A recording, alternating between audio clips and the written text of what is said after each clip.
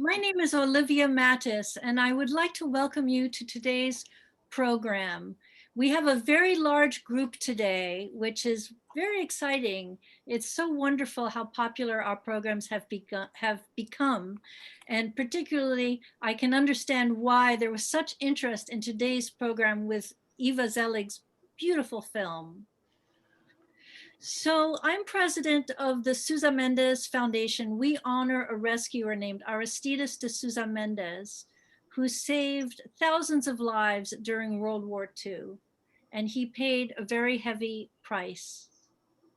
So every Sunday for the last number of months, we have been running film and discussion and other types of programs on beautiful stories of rescue, resistance, and hope.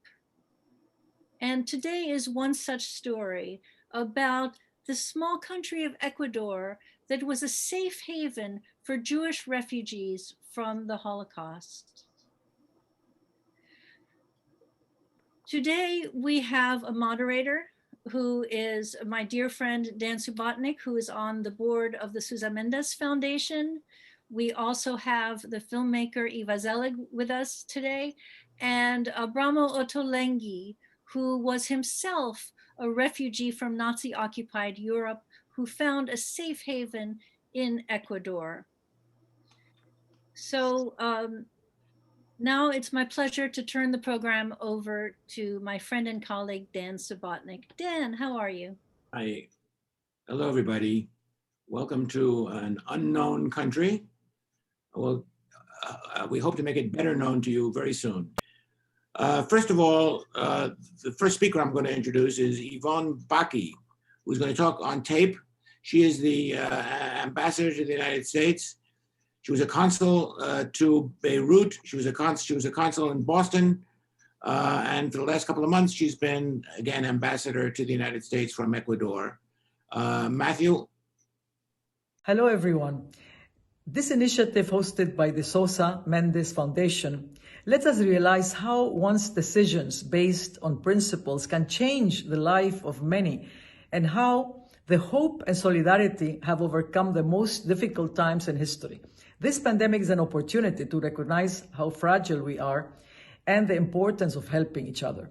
Ecuador is a welcoming country by excellence, which is shown in its historical vocation and regulations. The Ecuadorian Constitution states the right of people to migrate, and that no human being will be considered as illegal due to the immigration condition. During the World War II, Ecuador welcomed citizens from different parts of the world fleeing from violence and conflict. This migration included members of the Jewish community. The documentary, An Unknown Country, is a valuable testimony of how migration is a universal phenomenon, how the modern Ecuador was built with the contribution of new ideas that arrived with these immigrants, and how it became a new home for them. There are other examples, such as the Ecuadorian consul in Stockholm, Sweden, Antonio Muñoz. During the war, he helped Polish Jews to flee. He was the first Ecuadorian declared righteous among the nations by the World Holocaust Remembrance Center in Jerusalem. My family of Lebanese origin was also welcomed to Ecuador. I was born in Guayaquil, and I will never forget my father's request to always remember this kind land from where more than 1 million people currently live in the USA.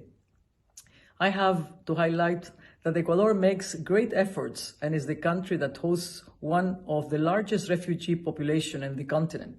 Ecuador has received more than 60,000 Colombian refugees and close to 500,000 Venezuelan migrants, among other numerous refugees from Cuba and Haiti.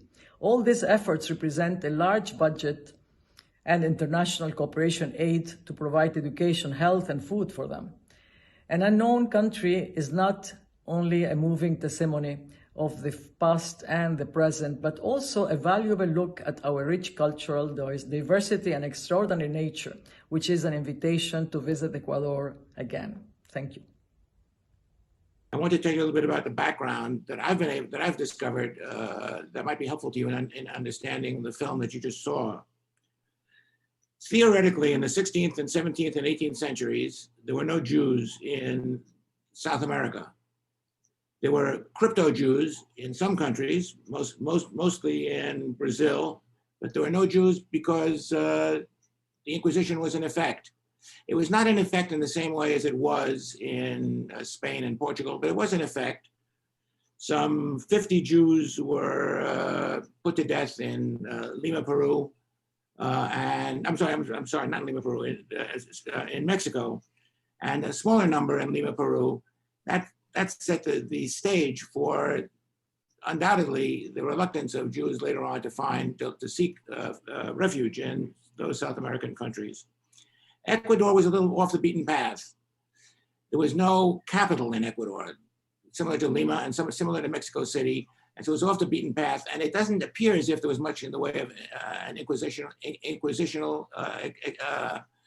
experience in Ecuador. Nevertheless, there were no Jews there until the 19th century.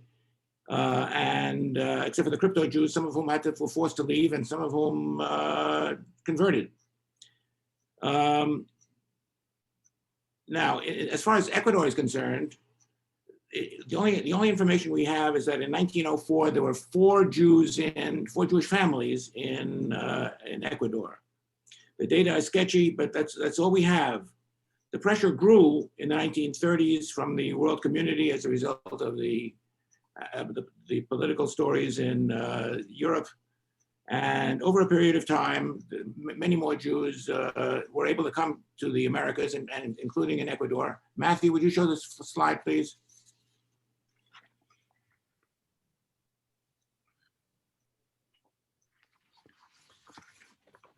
You get a nice sense of what happened in the 30s.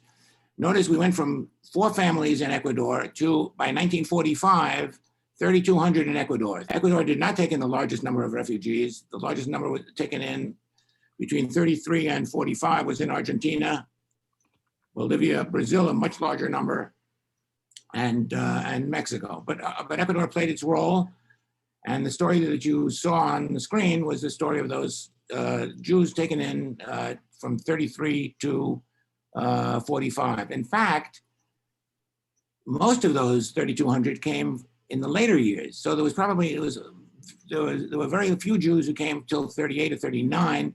Then the pressure really ratcheted up, and the doors started to open for the Jews. So most of the film that you've seen is the story of the Jews who came to Ecuador in the late 30s and very late 30s and the early 40s. Our next speaker is the filmmaker herself. This is EVA ZELIG'S, award-winning filmmaker. She has 2 Emmys to her name. She was nominated for an additional Emmy for this film that you've just seen. She came to, as you will see, or as you saw, she came to Ecuador when she was a young. I think she was actually born there. Were you born there, Eva? Yes, I was born there. You were born there, but who left after a few years. And then she came back in 2010 to make this film, which finally appeared about 2015. Eva, go ahead. Thank you very much. Good afternoon, everybody. Thank you for attending. And I would like to just thank the Sosa Mendes Foundation, and especially to Dan Subotnick and Olivia Mattis for selecting the film and going through the effort of planning the screening and this conversation. Thank you very much for your interest in my film. Some years ago, I found out that plans were being made for a reunion in Ecuador of children of the refugees who landed in that country and who, like me, were born there. And this reunion, and who will now live abroad, as I do, I live in New York.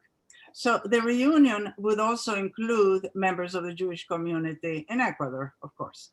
I don't recall how I learned of the reunion, since when I lived in Ecuador, I didn't have much contact with the Jewish community.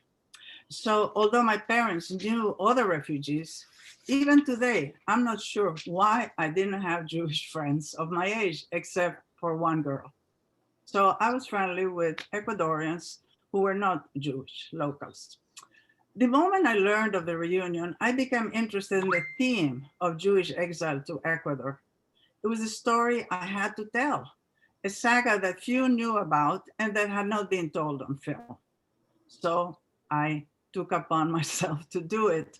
I decided to join the reunion and even took a chance because I didn't know if I was gonna be able to do this film, would I be able to raise the funds to do it? But I decided to hire a cameraman, and the two of us traveled to Ecuador. And as soon as we arrived, we started shooting the reunion and doing interviews and doing whatever videotaping. I returned a couple of times to Ecuador to continue the process of production. So sorry. So we interviewed people in the community in Ecuador, and I also did a lot of interviews in the United States. So the country, Ecuador, for me was kind of a distant memory. It was an emotional experience to return to Guayaquil, the port city of Guayaquil, where I had lived from the age of 8 till the age of 17, which is when I decided to travel to the United States. It was a challenge and the start of a new experience. So I'd like to discuss a little bit about my identity. As I mentioned, I had tenuous contacts, very little contact with the Jewish community. I'm not even sure why, but my parents were working very hard and maybe they just couldn't connect. They just worked too hard. And so kind of I was adrift in that sense, except that I did have a Jewish identity growing up with parents who were exiled because of who they were. So I absorbed their sadness and their sense of displacement. They just could not adapt to life in Ecuador. Maybe it was partially because of hard work and bad luck, but they just couldn't adapt, even though they spoke fluent Spanish, and we did speak Spanish at home, although they spoke many other languages. And so that sense of displacement made me think that I didn't belong in Ecuador, even though I was born there. I'm sure other people have had similar experience as mine. So I knew all along, because of that reason, that someday I would depart. It didn't help that I was also seen as a foreigner. I had a foreign name. My father's name was difficult to pronounce on top of everything. And the locals, everybody called me a gringo. As we all know, a gringo is a foreigner. It's mostly associated with Americans, but in Ecuador, every foreigner was a gringo. So it stuck to me that I just didn't belong. I was a gringo. I was Jewish. My parents felt displaced, and I had a sense of displacement too. I couldn't escape that sense of not belonging. In fact, when I was producing my documentary and interviewed the children of the refugees who were born in Ecuador, I was surprised when I asked about their sense of identity, and some of them would say they felt that they were citizens of the world. And I was surprised because I thought of myself as a citizen of the world. That's how I describe it. It seems a cliche description, but I didn't feel Ecuadorian. I didn't feel European. And though I live in the US, I don't feel American. So what are we? Some of those in the group that emerged from exile in Ecuador, our parents' exile in Ecuador, somehow we still are displaced people, citizens of the world, of course. But I live in New York City, and that's the perfect setting for displaced people. So I feel at home, but I don't feel American because New York, in a sense, is not the United States either, at least in my estimation. So I'd like to tell you a little bit about production of my film. It took 5 years to finish because it took a long time to raise funds constantly, and I had to work, but I managed to do it, right? As you've seen. So I'd like to just say one aspect of production that caused me a bit of a dilemma, and which is what as I was going through production, I had to decide on the narrative, what stories to tell, what not to tell, how to put the thing together. My dilemma was that those I interviewed told dramatic stories of the persecution they endured in Europe and how the family had to escape. Those were dramatic and difficult and sad. And so I thought, wow, of course, you would want to include such stories. But my dilemma was this film was about Ecuador. So I really had to make a hard decision. and exclude from the narrative most of those stories of escape and survival. So the exile experience the escape experience took second place. I had to stick to what was happening in Ecuador. This was about this unknown country, which is true. They did not know Ecuador. Nobody did in those years. You know, there was no internet to bring for people to click and say, oh, I know where Ecuador is. I used to be asked, when people ask me where I was from, I said from Ecuador, they say, oh, is that in Venezuela?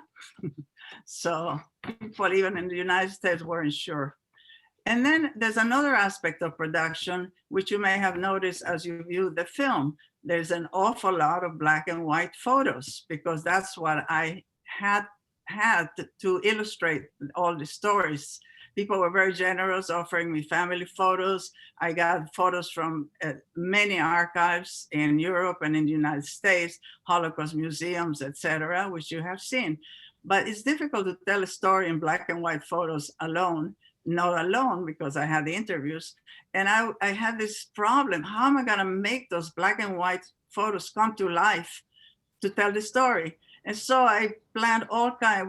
The editor and I worked on it very hard to try to make those photos move around, put a circle around them, enlarge them, make them smaller, stick them into another story. And I hope that in your estimation, you think that I did well in trying to tell the story with black and white photos. But at a certain point, and I was doubting, can I really tell the story just with all these photos? And at a certain point, I learned of an archive at the University of Pennsylvania that had films that were shot in Ecuador in the 1940s. So I checked it out. It was an American who had traveled around the world. And when he arrived in Ecuador, he shot everything that he saw, everything. And that is the moment when I said, yeah, I can do this film, because you can see real life in Ecuador in the 1940s that he shot. I mean, you've seen the film, you see what he shot everything, the mountains, this landscape, the cities, the people, the Native Americans there, the markets, you name it, he shot it, and in every city and every place. And that's when I said, okay, we can see Ecuador as it is in the 1940s, and we can use the black and white photos. And it was a challenge, but it was a beautiful challenge for me. And I'm glad that I finished and that you learned something about this little country that opened these doors to us, to our parents. Thank you for the moment. Thank you. Thank you, Eva. Our next speaker is ABRAMO OTTOLENGHI. Lived in Ecuador the early part of his life, came to the United States, got a Ph.D. in medical microbiology, and taught at the Ohio State University for many years. He's now retired. One of the things that attracted me most about this biography of his is that he translated a book called Spanish Attitudes Towards Judaism, Spread of Anti-Semitism from the Inquisition to the Holocaust. I hope you get a chance to talk about this. It fascinates me. I'm going to certainly talk to you later and see if where I can find this book. It's very exciting to read a book of that with that title. So ABRAMO, take it away. Let me set the stage, for I have found out that the Italian Jewish experience is not well known in this country.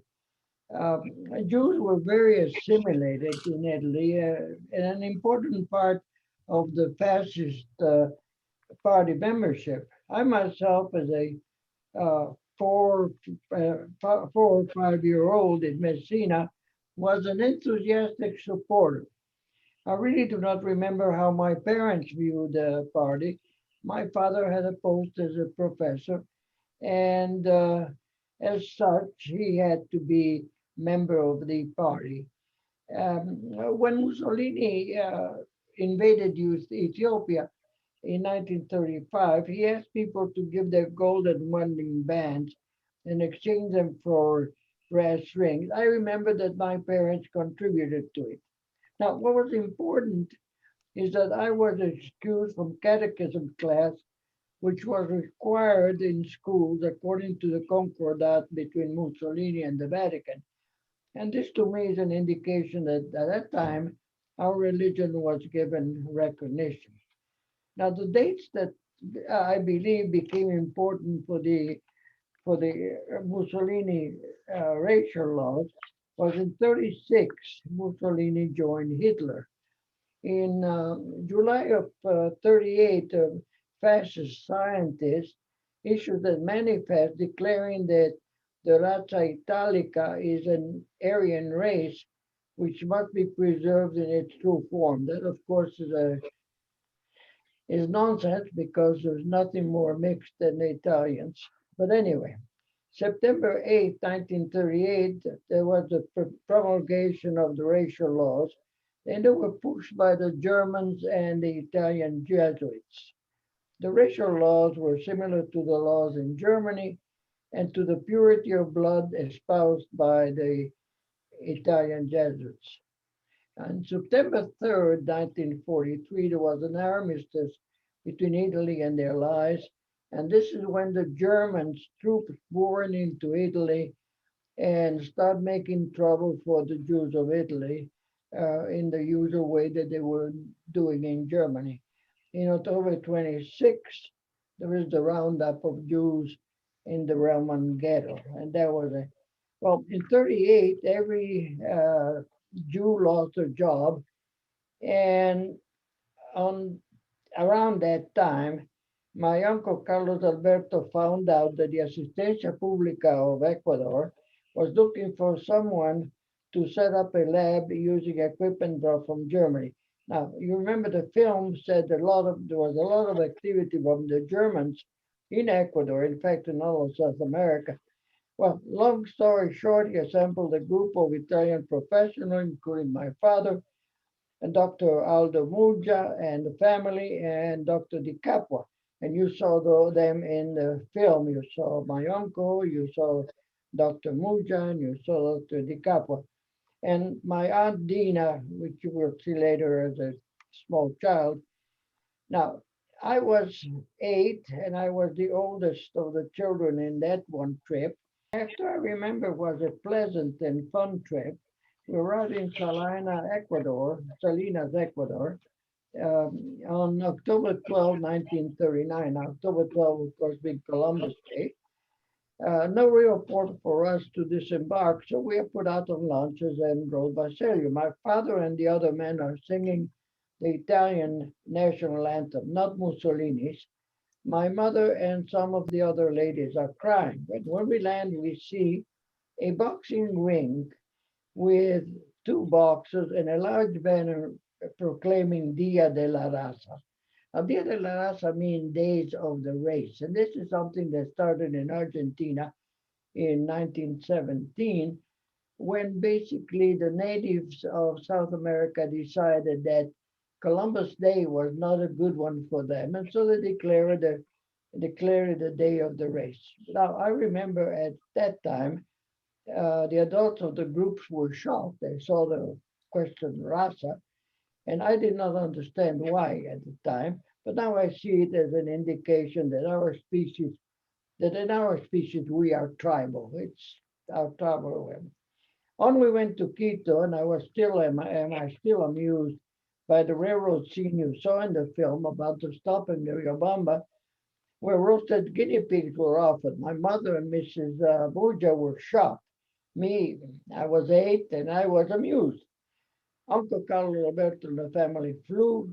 Life was founded, and the rest of history is documented in a book by Daniel Kersfeld, which has a whole chapter on the issue. The first slide, the first slide shows my my grandfather and grandmother's family, and they were and 12 children. And on that slide, it shows where each one of them went. You will see 2 remain in Italy. Those who remain in Italy, one of them was hidden by some Italian people, and some of the other, um, and the other one that stayed was stayed in a family uh, uh, place, family villa, and did not have too much trouble as far as I could tell afterwards. Now,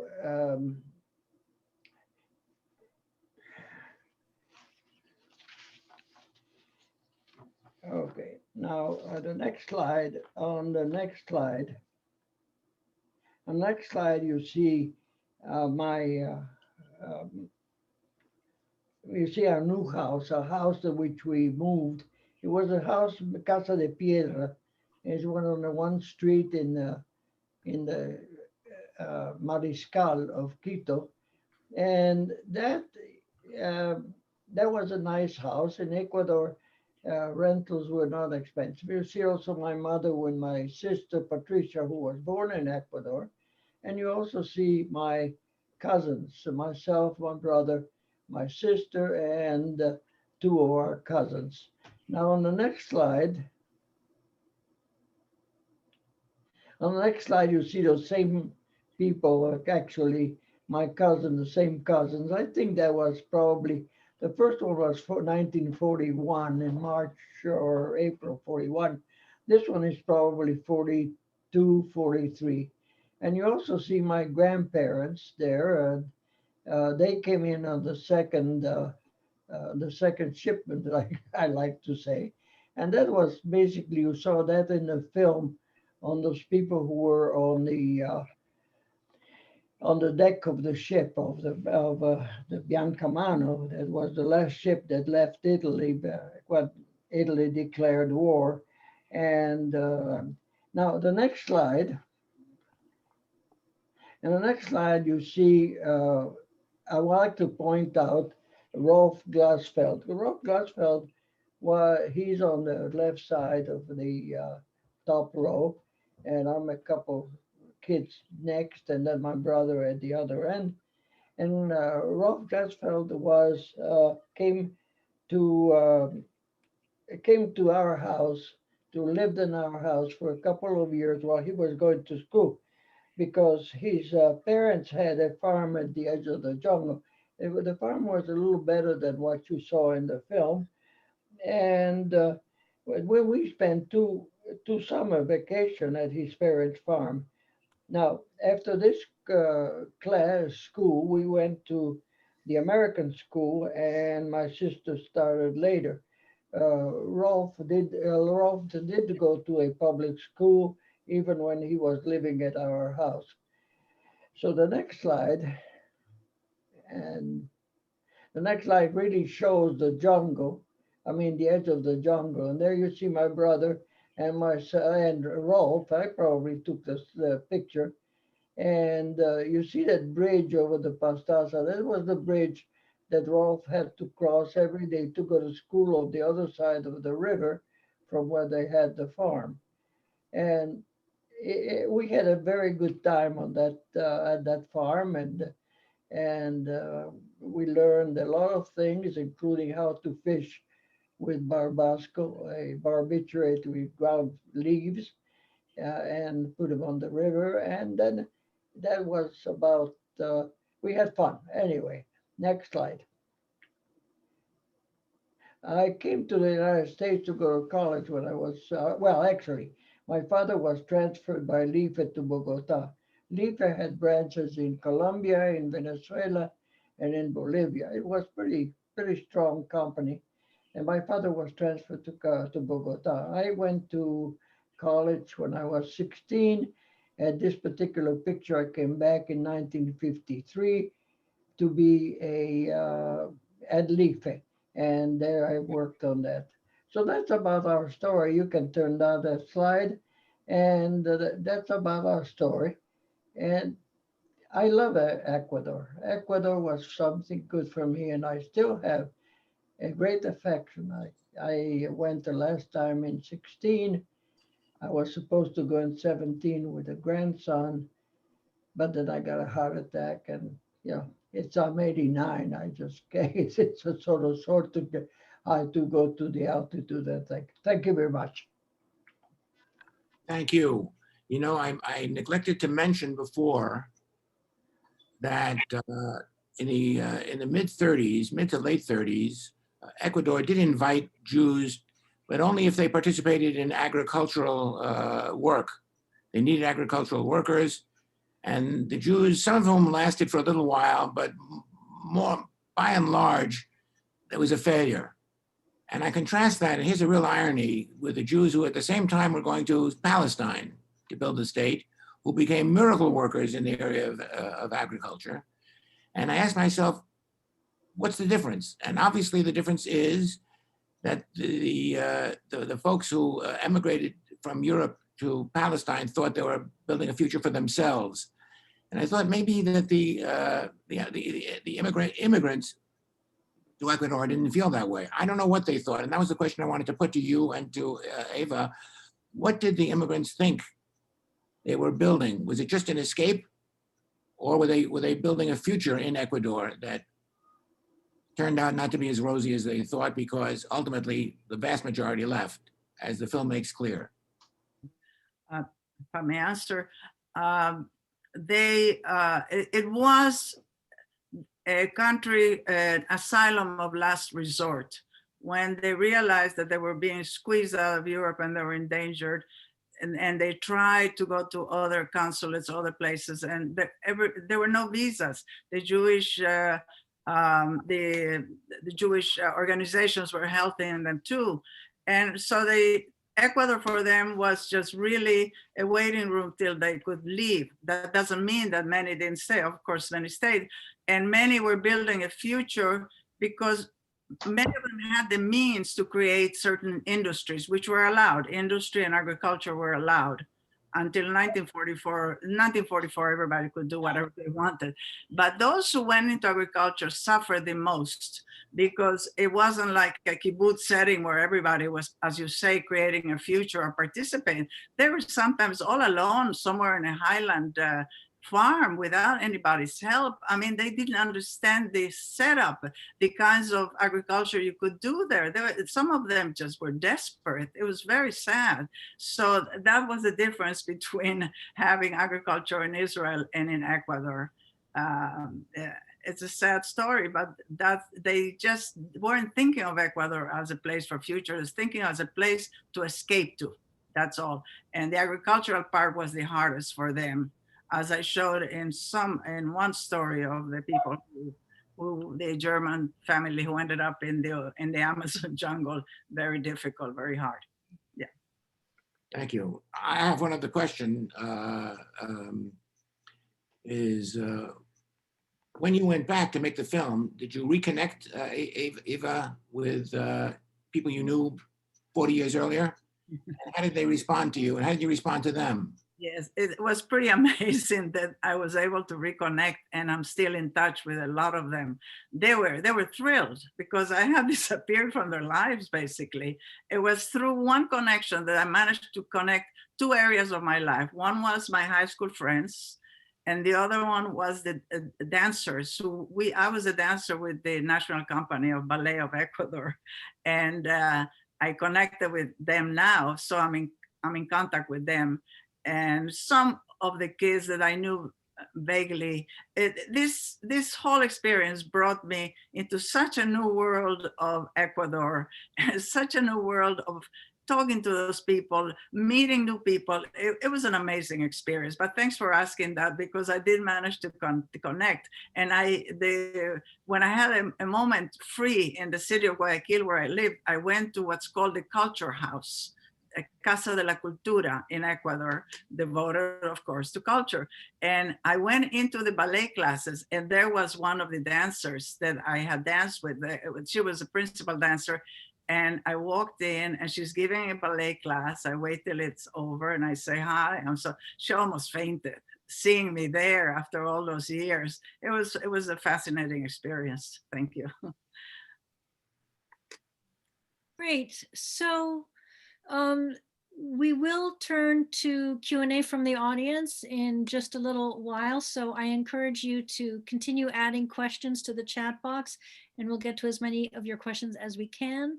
Right now, I just want to take the floor briefly to give you a little information about upcoming programs.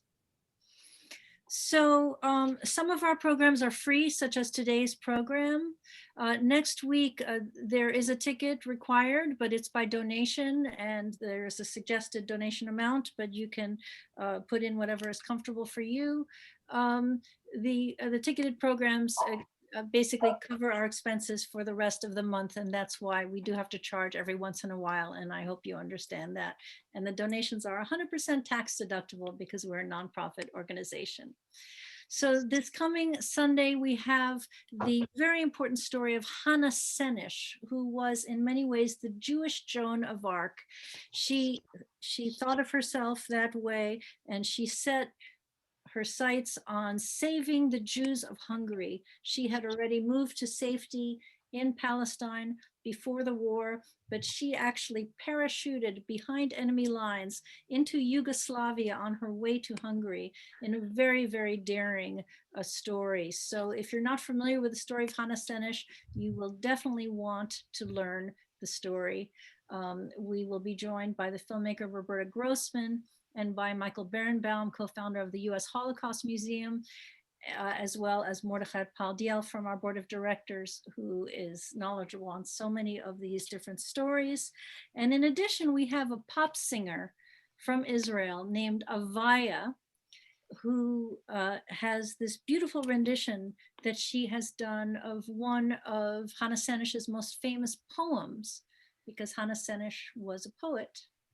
And so her poem, Eli Eli, is very well known in Israel. It's almost like a second national anthem, and school children learn it. And so Avaya has made this beautiful rendition of it. And she will speak about what Hannah Senesh means to her, and she will also read some of Hannah Senesh's poetry.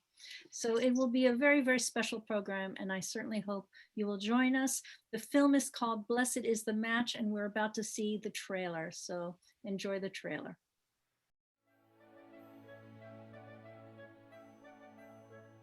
December 26, 1943. Darling mother, I'm starting something new. Perhaps it's madness. Perhaps it is dangerous. There are times when one is commanded to do something, even at the price of one's life.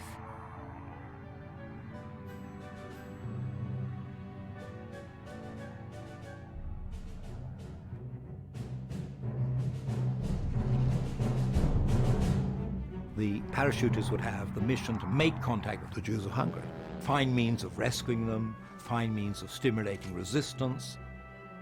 In the mountains, one hears the question, whom shall I send? And the answer, send me. Suddenly, Hannah and I realized that we were surrounded with no means of escape. Hannah threw her arms around my neck, sobbing, "Mother, forgive me." Hannah Senesh understood small gestures can mean very big things. She understood what one person can do. She was such a combination of courage and gentleness. I don't want to spoil the image of our Joan d'Arc, but I didn't like her. I admired her. Hundreds of millions of Europeans were captive peoples. And here was this little group who said, we're going to try to do something. The courage, the poetry, the dream combined in one person. Blessed is the match, consumed in kindling flame. Blessed is the flame that burns in the secret fastness of the heart. Blessed is the heart, with strength to stop its beating for honor's sake. Blessed is the match, consumed in kindling flame.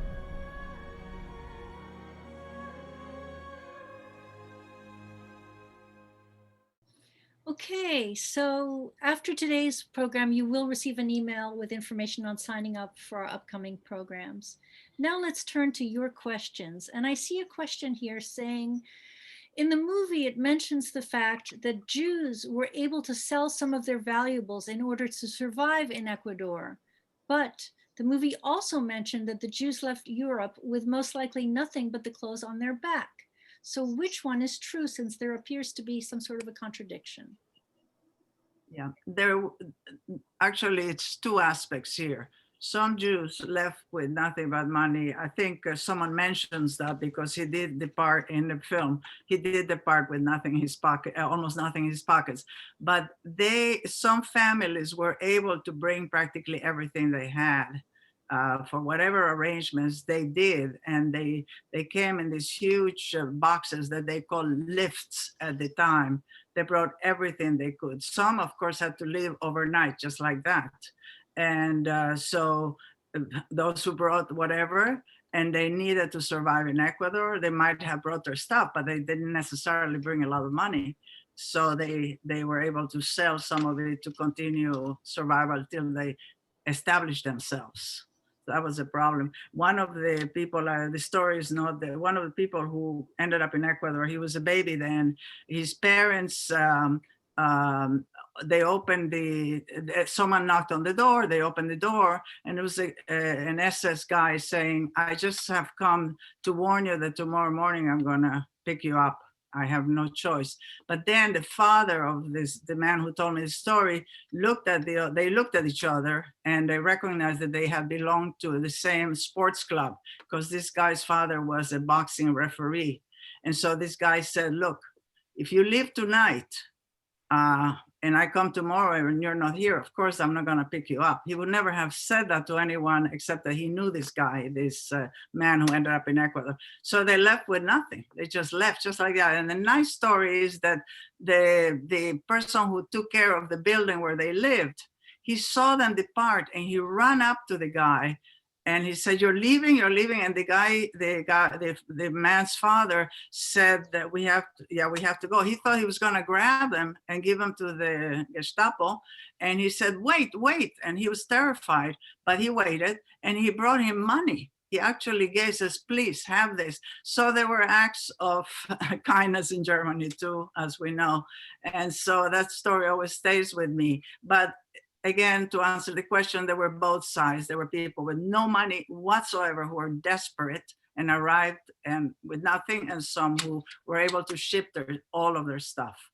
Yeah, we were able to ship almost all. I remember the lift coming in, and there was also my grandmother put some gold coins in my coat when we were waiting for the ship to sail. So there was quite a bit of a difference in that sense. Now, one of the things that happened that I still remark now is that basically the community, the Jewish community, was speaking in German or in Yiddish, and we did not know either one of them. So we were completely disconnected, and we were in a way disconnected. It became a little later when the second generation came and started speaking in Spanish, that there was some association. But like I said, I left Ecuador when I was 14, went to Colombia, then came back when I was in my 20s. And by that time that had been fixed. But I had my bar mitzvah in Sephardic.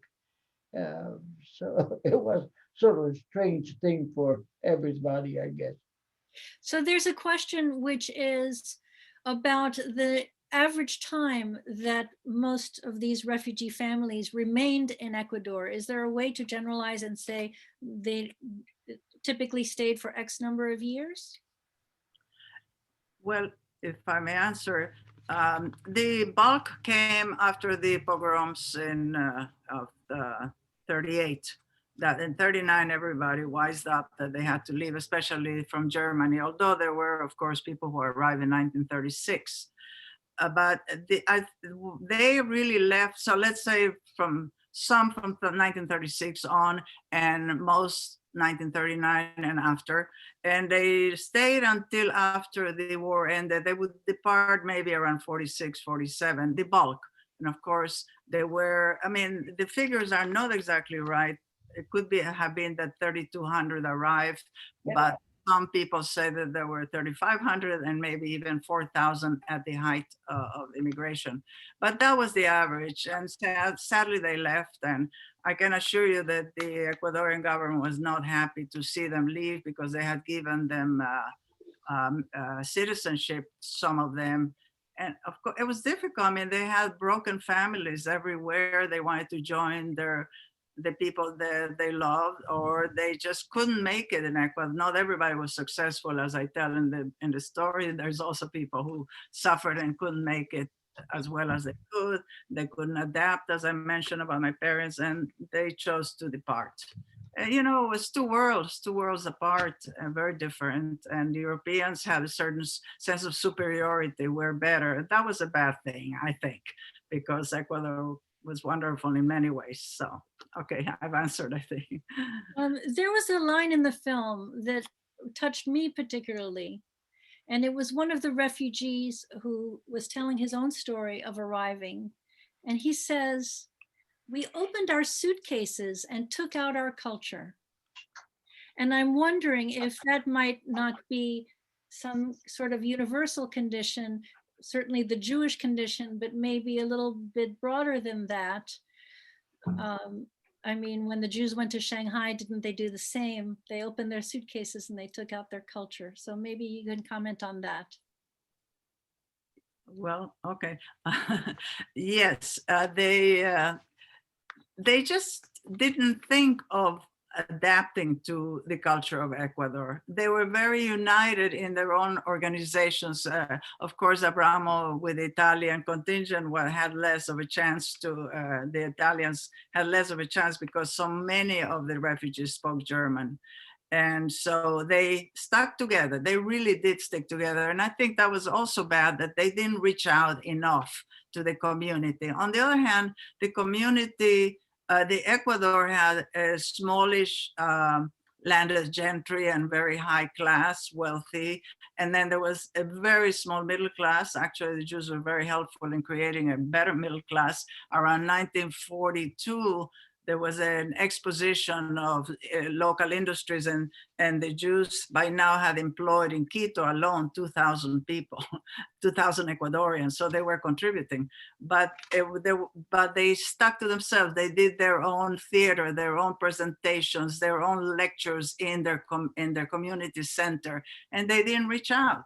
And one woman in my film tells the story that her husband did reach out. He was one of the few. So they took out their culture and profited from their memories, basically. They lived from a memory of another world. And that is true, yes.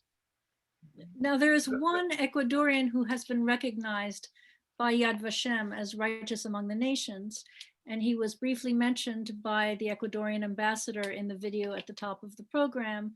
And then Dan Subotnik also mentioned him. Eva, I'm wondering if you can tell a little bit more about him and his action in relation to this one question, which has to do with someone asking, was the political party in government at the time, during World War II in Ecuador, more willing to accept Jews than other countries in South America? I mean, my understanding of this consul is that he went against orders. So can you explain that a little bit more, the political aspect? Yeah. There were a couple of presidents who were very much pro-immigration of Europeans or Jewish Europeans, because they felt that that way they would help build a middle class, because they were hoping that mostly very well prepared people would come, and teachers, professors, chemists, engineers, so to bring the country up at a higher level.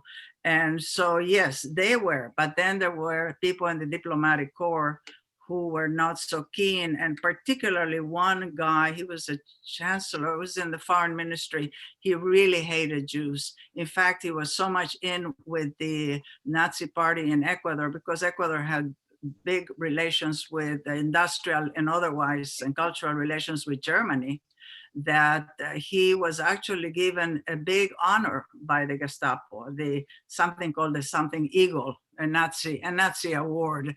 And he really told the consuls to don't get those Jews in here. We don't want any Jews here.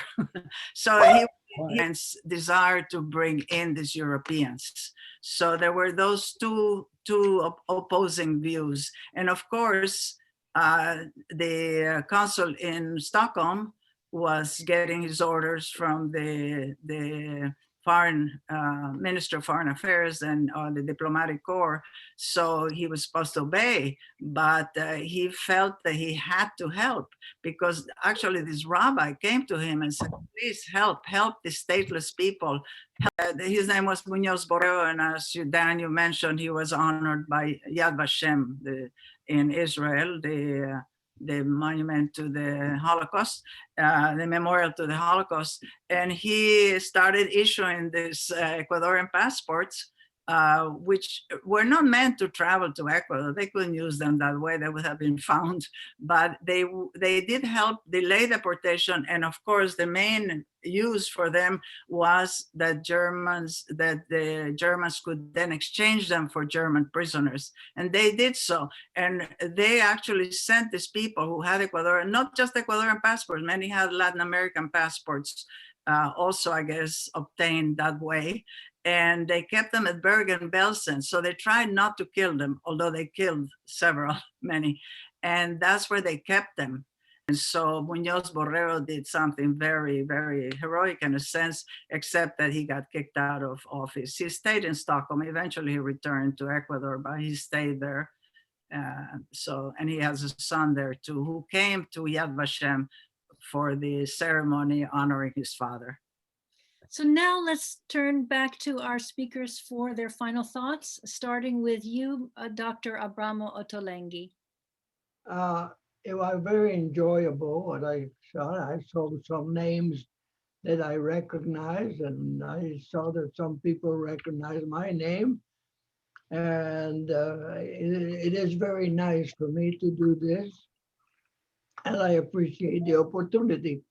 I would point out that there were several consuls, not only Sousa Mendes, but they did give visas. There was one in Trieste called Morpurgo, who gave Ecuadorian passports to a lot of Jews to travel to Ecuador. And so they were people who were helpful. And I don't know, I was lucky that my family decided early, and here I am. Thank you. And we're glad you're here. So Eva, what would you like to say to our audience? Yeah, I just want to say that, yes, there were other consuls who disobeyed their superiors and actually said a few little white lies about the people they were giving visas to. They said, oh, this person knows a lot about agriculture and so forth, helping them because they were desperate, especially Jose Burbano, the consul in Bremen. He was writing to the chancellor, he says, we have to help these people. So in that sense, yes, there were several who were heroic too and a humanist. And I just want to say that I'm so glad to have created this documentary, which is a source of information for new generations about the stories of our families who escaped Nazi persecution and found refuge in beautiful Ecuador. And we're able to create new lives in this wonderful country that welcome them. And my reacquaintance with Ecuador and producing the film brought me new friends, both Jews and non-Jews, new fantastic people, Ecuadorians who are creative and vital. And it was a revelation. It was wonderful. And a greater appreciation of the land that opened the doors to give refuge to my family, for which I am grateful, and so is my family. And thanks to all of you, again, to the organizers and to the audience for your patience and for your interest in this film. Thank you very much. Jan, what would you like to say? I can't help but think about the trip that I took with the Sousa Mendes Foundation, in which we basically followed the footsteps of Aristide de Sousa Mendes. And I learned, to my surprise, what a warm welcome the Jews of Europe were given, the refugees from Europe were given in Portugal. Warm welcome. We heard no stories about any conflict. They didn't stay, to be sure. They weren't allowed to stay in Portugal, but I can't help but make the connection between Ecuador and Portugal. We didn't read about any great conflict in Ecuador. Undoubtedly, these were strange people with strange habits. And yet they they made terms with the locals, maybe not on an intimate basis, but on a social basis. And it gives you some hope that maybe there is a way out of the differences between people. And maybe if we can put the responsibility in the hands of individuals and communities rather than politicians, maybe we can build something better than what we have now. Good. So thank you, Dan, for moderating today. And thank you, Eva, for your beautiful film, which taught me so much personally and probably taught others a lot as well. And Abramo, thank you for sharing your personal history. And it was interesting to see the difference between this Italian family, well-dressed in Italy, and then in the costume of Ecuador once you got there with very differently dressed and just a totally different environment. You helped bring us into your experience, and for that I'm very grateful. And certainly thank you to our audience, and we hope to see you next week. So thanks, and have a wonderful rest of your day, everybody.